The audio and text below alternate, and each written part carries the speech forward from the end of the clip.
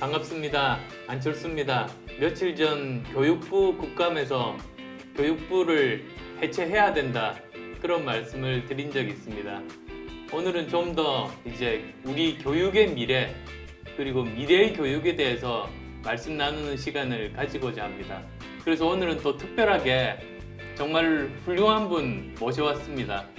우리나라 인터넷 강의 열풍의 주역 메가스터디 손준 회장님 모셨습니다. 네, 안녕하십니까. 반갑습니다. 예. 요즘 사교육에 대해서 또 사교육의 미래에 대해서 여러 가지 말씀들을 하신다고 들었습니다. 네. 어떤 내용들 지금 말씀해 주시고 계십니까? 사교육에 대해서 좀 미래가 없다 이런 이야기를 해가지고 사실 저희 회사에서나 저희 동료들부터 좀 불편한 그런 상황이 있습니다만은 제가 그렇게 말씀드리는 거는 지금까지 우리가 한 30년간의 고도압축 성장기에 정말 대학 잘 가는 게 상당히 중요했지 않습니까? 예, 예. 그런 추격 시대에서 지금 이미 이제 저성장 상태로 들어가고 특히 4차 산업혁명 이야기하는 이 시점에서 그런 식의 대학 진학의 효용성을 따지는 그러한 시대가 이미 지났다 이런 생각이 들다 보니까 사교육 자체가 가지고 있는 사회적 효용성이 좀 떨어지지 않았냐. 예. 특히 제가 이제 2000년대 초반 이럴 때 강의를 많이 할 때는 예. 학생들한테 공부가 너희를 구원할 거다 이런 이야기를 많이 했는데 그렇습니까? 이제 그 이야기를 예. 듣고 자랐던 친구들은 그 당시에는 사실 제가 좀 꽤 인기가 있었거든요. 예, 예. 그 이야기를 열심히 들었던 친구들이 공부 열심히 해서 대학을 잘 갔는데 지금 30대 중반 친구들이 상당히 어려움에 처해져 있지 않습니까? 헬조선이다 이러고. 예, 그래서 그 친구들한테 제가 큰 빚을 졌다. 뭔가 잘못 길을 인도한 것 같다라는 이런 어떤 자책도 있고 이래서 어떻게 해서 지금 이런 상황이 왔냐에 대해서 나름대로 곰곰이 좀 고민도 하고 공부를 본 결과 내가 잘못 생각했구나. 세상이 달라졌구나. 저도 이제 강연 기회가 있을 때마다 4차 산업혁명 이야기들을 합니다. 1, 2, 3차와 4차는 정말로 다르다. 제일 중요한 차이점은 1, 2, 3차는 사람을 도와주고 생산성을 높여서 돈을 많이 벌게 해주는 혁명이었는데 4차 산업혁명은 노동을 대체하는 일자리를 빼앗는 혁명이다. 그래서 1, 2, 3, 4가 연속선상에 있는 것이 아니고 완전히 다른 것이기 때문에 여기에 대해서는 제대로 대처해야 된다고 이야기를 합니다. 그래서 기본적으로 교육이 근본적으로 바뀌어야 되지 않을까 저는 그런 생각을 합니다. 예. 지금까지는 이제 학생들한테 지식을 전달하고 학생들이 그걸 배워서 익혀서 지식을 자기 머리에 담는 그런 교육이었다면 예. 미래 세대는 이제 지식은 정보는 너무 여기 널려 있지 않습니까? 그것을 어떻게 활용하느냐가 훨씬 더 중요한 세상이 되기 때문에 지금과 같은 지식 위주의 공부보다는 그것을 활용하고 또 개인이 가지고 있는 어떤 다양성이나 창의성을 잘 발굴해서 개발하는 그런 방향으로 가야 되지 않을까. 그리고 또 저는 교육을 넘어서서 생산 개념 자체도 저는 달라지지 않을까 그런 생각을 합니다. 지금까지는 생산이라는 게 부가가치 창출인데 앞에서 우리 안 대표님께서 말씀하셨듯이 부가가치 창출이 인간이 아닌 로봇이라든지 인공지능 이런 것들에 의해서 이루어지기 때문에 인간이 이제 생산 활동을 한다라는 개념 자체는 옛날과 같은 그런 부가가치 창출을 넘어서서 다른 차원에서 얼마나 더 삶을 행복하게 살지 더 즐겁게 할지 경우에 따라서 저는 학생들한테 그런 이야기를 합니다. 잘 노는 것이 생산이 되는 그런 세상이 틀림없이 올 것이다. 그렇기 때문에 지금같이 그렇게 스트레스 받고 공부하는 것이 잘 노는 능력을 배양하는 데는 오히려 마이너스가 아닌가. 그래서 앞으로는 기존의 패러다임에서 새로운 패러다임의 전환이 사실 우리가 너무 광범위한 변화가 나타나기 때문에 예측하기도 어렵지 않습니까? 그렇기 때문에 딱히 뭐라고 규정하기보다는 저는 기존의 질서를 파괴하고 부정할 수 있는 능력이 오히려 미래에 필요한 인재상이 아닐까. 그러니까 지금 현재 교육부의 문제점은 세간의 평가대로 교육 통제부라는 거 아니겠습니까? 그 교육 정책을 수시로 바꾸고 거기다가 무조건적으로 따라오라고 하는 이런 것들이 교육의 자율성을 해쳐서 더 큰 문제들을 많이 낳는 데 있다고 봅니다. 그래서 결국은 그 두 가지 장기적인 목표가 없이 표류하고 그 다음에 그 교육 주체들에게 자율성을 주지 않고 끌고 가는 이 문제들을 어떻게 해결할 것인가. 제가 이번에 교육부 국정감사할 때 교육에서는 혁명적인 변화가 필요하다. 지금 혁명을 일으킬 정도로 변하지 않으면 우리나라의 미래는 물론이고 지금 자라나는 아이들의 미래도 우리가 막는 거다. 그렇게 이야기를 했습니다. 그리고 구체적으로 제안이 교육부 폐지해야 된다. 그런데 완전히 무정부 상태로 두자는 것이 아니라 교육부 대신에 국가교육위원회라는 걸 만들어서 거기에서 관계자들 모두 다 참여하고 앞으로 10년 계획을 거기를 통해서 합의를 하자. 그리고 매년 그 다음 10년씩 합의를 하게 되면 교육부 장관이 바뀌어도 대통령이 바뀌어도 이 국가의 장기적인 교육 정책은 변하지 않을 수 있다. 그럼 이야기를 했습니다. 그러면 현재의 교육부는 교육지원처 정도로 해서 이제 그 위원회에서 만든 정책에 대해서 이제 지원하는 형태로 가야 된다. 이제 그렇게 이야기를 했습니다. 뭐 저도 언론을 통해서 예. 상당히 그 혁명적인 주장을 하신다 생각이 들었습니다. 과격하지요. 그 교육부에 대해서는 뭐 예전부터 이제 상당히 그 일반 국민들의 불만은 꽤 있죠. 왜냐하면 뭐 교육 정책이 너무 100년 대계가 2, 3년도 안 걸리면서 계속 바뀌고 특히 입시 정책 같은 많은 변화가 있다 보니까 그런 불만이 있고 특히 뭐 우리 교육뿐만 아니라 많은 어떤 행정부서 자체가 그 개발 독재 시대에 정부 주도의 우리가 뭐 산업사회를 추격하는 데 있어서는 정부 역할이 중요하다 보니까 그런 관의 기능이 상당히 중심에 섰던 게 사실이었던 것 같고 저는 뭐 행정부서 자체가 통제보다는 이제 지원이라든지 민간 영역을 강화하는 쪽으로 예. 가야 된다고 생각하고 특히 교육 부분은 지금과 같은 형태의 뭐 대학도 딱 교육부에서 다 틀어지고 있고 뭐 여러 어떤 그 통제 위주의 정책은 좀 가감하게 변화를 해야 되지 않냐.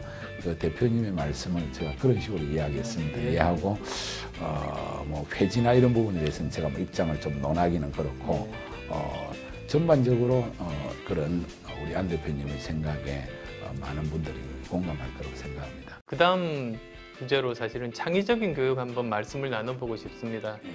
그 초중고 대학교의 교육을 창의적으로 바뀌어야 한다.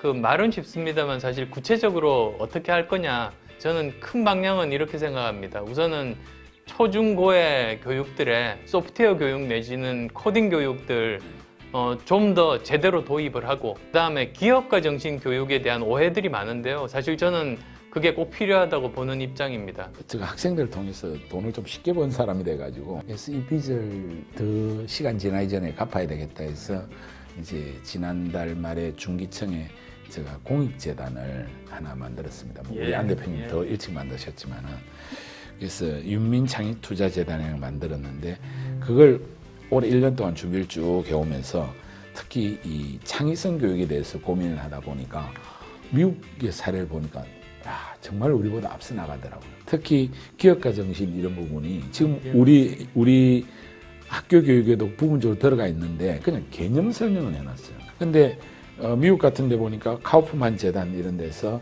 직접 프로그램을 만들어서 학생들이 뭐 4학년이나 5학년 때 1년간 실제로 창업을 실험해보는 그런 과정들을 보고 이거 정말 대단하다 싶어서 그래서 저희 재단에서도 그런 지금 모델을 만들어 가지고 학교에 한번 활용하시겠다는 쪽이 있으면 그 활동할 수 있는 1년간의 비용하고 프로그램을 무상으로 제공하는 이런 걸 해보려고 하는데 제가 카이스트에서 가르친 과목이 기업가 정신입니다. 기업가 정신 교육이 책 위주로 암기 위주로 가르치면 그거는 안 하는 게 차라리 나은 교육이 되는 겁니다.